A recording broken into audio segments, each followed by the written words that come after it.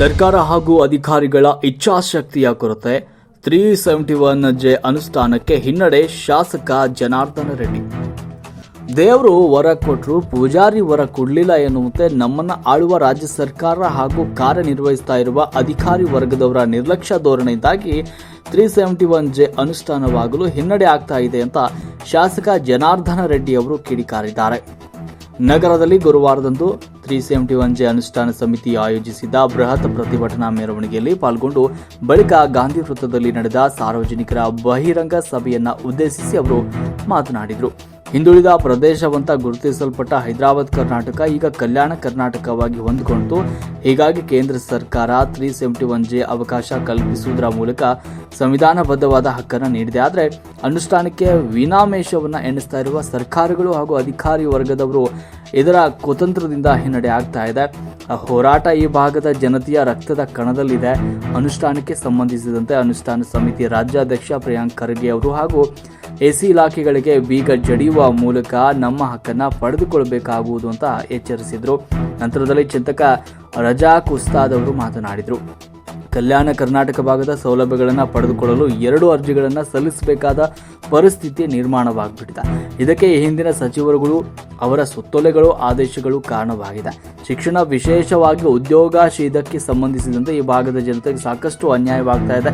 ಈ ಹಿನ್ನೆಲೆಯಲ್ಲಿ ನ್ಯಾಯಸಮ್ಮತವಾಗಿ ದೊರೆಯಬೇಕಾದ ಮೂಲಭೂತ ಸೌಲಭ್ಯಗಳು ಯೋಜನೆಗಳು ಅನುಷ್ಠಾನಗೊಳಿಸಲು 371 ಅವಶ್ಯವಾಗಿದೆ. ಹಸಿರು ಕ್ರಾಂತಿ ಎಂಬ ಸಂಸ್ಥೆ ಇದಕ್ಕೆ ತಡೆಗಟ್ಟಲು ಮುಂದಾಗಿದ್ದು, ಇದು ಮುಂದುವರೆದರೆ ಪ್ರತ್ಯೇಕ ರಾಜ್ಯದ ಕೂಗ ಅನಿವಾರ್ಯವಾಗುತ್ತೆ ಅಂತ ತಿಳಿಸಿದರು. ಆಯೋಜಕ ಈ ಧನರಾಜ್ ಅವರು ಕೂಡ ಮಾತನಾಡಿದರು. 371 ಈಗಾಗಲೇ ಆಂಧ್ರಪ್ರದೇಶ, ತೆಲಂಗಾಣ ಸೇರಿದಂತೆ ಇತರ ರಾಜ್ಯಗಳಲ್ಲಿ ಅನುಷ್ಠಾನಗೊಳ್ಳುತ್ತಾ ಇದ್ದು, ಅದೇ ಮಾದರಿಯಲ್ಲಿ ಕರ್ನಾಟಕದಲ್ಲೂ ಕೂಡ ಅನುಷ್ಠಾನಗೊಳಿಸಲು ಸರ್ಕಾರ ಮುಂದಾಗಬೇಕು. ಇದು ಸಂವಿಧಾನಬದ್ಧವಾದ ಹಕ್ಕಾಗಿದ್ದು, ಅನುಷ್ಠಾನಕ್ಕೆ ಸಂಬಂಧಪಟ್ಟಂತೆ ಮೀನಾಮೇಷ ಎಣಿಸಿದಲ್ಲಿ ಉಗ್ರ ಸ್ವರೂಪದ ಹೋರಾಟವನ್ನು ಮಾಡಬೇಕಾಗುತ್ತದೆ ಅಂತ ತಿಳಿಸಿದರು.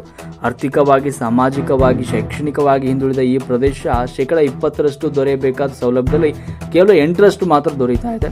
ಹಲವು ಕ್ಷೇತ್ರದಲ್ಲಿ ಈ ಭಾಗದ ಜನತೆ ಹಿನ್ನಡೆ ಆಗ್ತಾ ಇದೆ ಅಂತ ಸಮಗ್ರವಾದ ಮಾಹಿತಿಯನ್ನು ನೀಡಿದರು. ಈ ಕುರಿತು ಮಾಜಿ ಶಾಸಕ ಪರಿಣಾಮ ಮುನವಳ್ಳಿ, ಎಕೆ ಮಹೇಶ್ ಕುಮಾರ್, ನವೀನ್ ಕುಮಾರ್ ಸೇರಿದಂತೆ ಇತರರು ಕೂಡ ಸಂದರ್ಭದಲ್ಲಿ ಮಾತನಾಡಿದರು. ಸಂದರ್ಭದಲ್ಲಿ HR ಶ್ರೀನಾಥ್, ಜಗನ್ನಾಥ, ಅಲಂಪಲ್ಲಿ ಸರ್ವೇಶ್, ವಸ್ತ್ರದನ್ಕಂಟೆ, ಸೂರಿಬಾಬು, ನಾರಾಯಣಪ್ಪ ನಾಯಕ, ಸಿಂಗ್ನಾಳ್, ವಿರೂಪಾಕ್ಷಪ್ಪ ಸೇರಿದಂತೆ ಪಕ್ಷಾತೀತವಾಗಿ ಎಲ್ಲ ಮುಖಂಡರು ಕೂಡ, ಶಾಲಾ ಕಾಲೇಜು ವಿದ್ಯಾರ್ಥಿಗಳು, ಬುದ್ಧಿಜೀವಿಗಳು, ವಿವಿಧ ಸಂಘಟನೆಗಳ ಪದಾಧಿಕಾರಿಗಳು ಕೂಡ ಸಂದರ್ಭದಲ್ಲಿ ಪಾಲ್ಗೊಂಡಿದ್ದರು. ನಂತರ ತಹಶೀಲ್ದಾರರ ಮೂಲಕ ಸರ್ಕಾರಕ್ಕೆ ಮನವಿಯನ್ನ ಸಲ್ಲಿಸಲಾಯಿತು. ವರದಿ ಪಂಚಯ್ಯ ಹಿರೇಮಠ್, ರಾಷ್ಟ್ರ ಕ್ರಾಂತಿ ನ್ಯೂಸ್.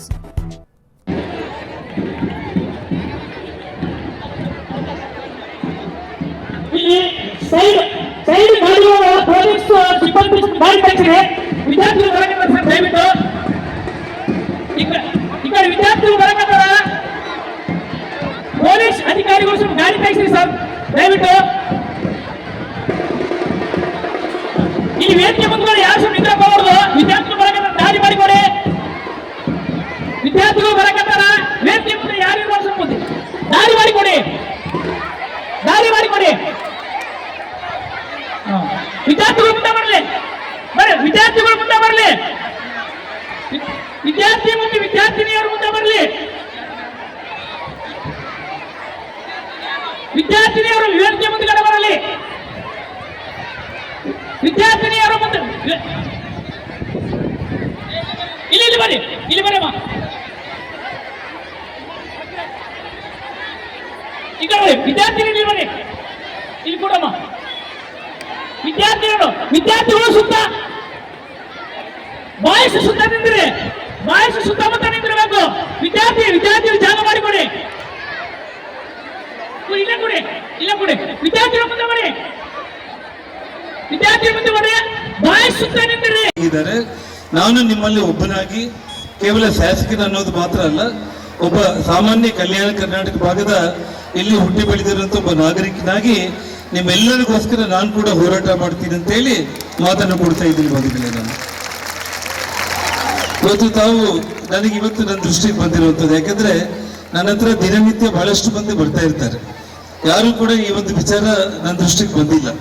ಅಸಿಸ್ಟೆಂಟ್ ಕಮಿಷನರ್ ರಿಜೆಕ್ಟ್ ಮಾಡ್ತಾ ಇದ್ದಾರೆ. 2002ರಿಂದ ತಾವು ಡೀಟೇಲ್ಸ್ ತಗೊಂಡು ಬರ್ರಿ ಅಂತ ಹೇಳಿ. ಇವತ್ತು ಆ ವಿಷಯದಲ್ಲಿ ನಾನು ಕೂಡ ಖಂಡಿತವಾಗ್ಲೂ ಕೂಡ ಅಧಿಕಾರಿಗಳ ಗಮನಕ್ಕೆ ತಗೊಂಡು ಹೋಗ್ತೀನಿ, ಜಿಲ್ಲಾ ಮಂತ್ರಿಗಳ ಗಮನಕ್ಕೂ ನಾನು ತಗೊಂಡು ಹೋಗ್ತೀನಿ. ಹಾಗಾಗಿ ತಾವು ನೆಕ್ಸ್ಟ್ ಟೈಮ್ ಧನರಾಜ್, ನಾನು ನಿಮ್ಮಲ್ಲಿ ಹೇಳೋದೇನಂತಂದ್ರೆ, ಈ ಹೋರಾಟ ಇಲ್ಲಿಗೆ ಮುಗಿಯಲ್ಲ, ಇನ್ನು ಮುಂದುವರಿಯುತ್ತೆ. ನೋಡಿ, ಮಕ್ಕಳಿಗೆ ಬಹಳಷ್ಟು ಮಂದಿಗೆ 10ನೇ ಕ್ಲಾಸು ಅಥವಾ PUC ಇರೋರಿಗೆ ಬಹಳಷ್ಟು ವಿಚಾರಗಳು ನೀವು ಹೇಳಿದ್ದು ಗೊತ್ತಾಗುತ್ತೆ.